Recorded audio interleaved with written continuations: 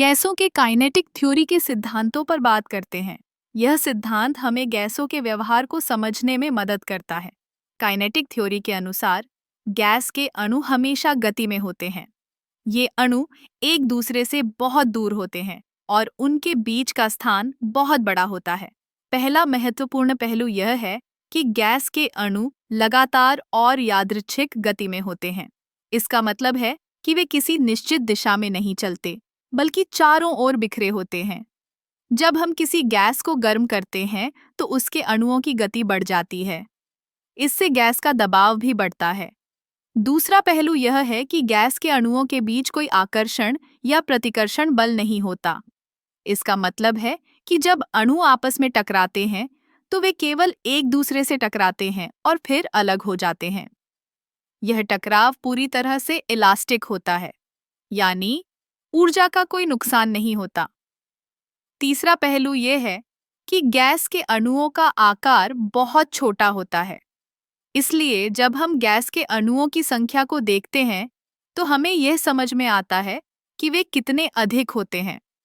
एक सामान्य गैस में लाखों करोड़ों अणु होते हैं, लेकिन उनका कुल आकार बहुत छोटा होता है।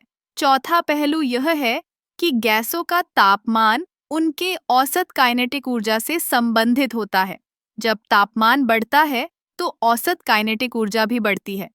इसका मतलब है कि गर्म गैस के अणु तेजी से चलते हैं, जबकि ठंडी गैस के अणु धीमी गति से चलते हैं। अब अगर हम इन सिद्धांतों को एक साथ जोड़ें तो हमें गैसों के व्यवहार को समझने में मदद मिलती है।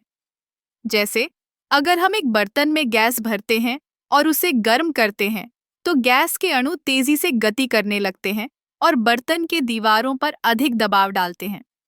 इस तरह काइनेटिक थ्योरी हमें यह समझने में मदद करती है कि गैसें कैसे काम करती हैं और उनके अणुओं की गति और ऊर्जा के बीच का संबंध क्या है।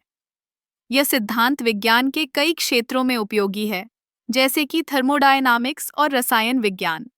गैसों के काइनेटिक थ्योरी के ये सिद्धांत न केवल हमें विज्ञान की गहराई में ले जाते हैं, बल्कि हमारे दैनिक जीवन में भी महत्वपूर्ण भूमिका निभाते हैं। जैसे जब हम किसी कार में बैठते हैं और एसी चलाते हैं, तो हम वास्तव में गैसों के इस व्यवहार का अनुभव कर रहे होते हैं।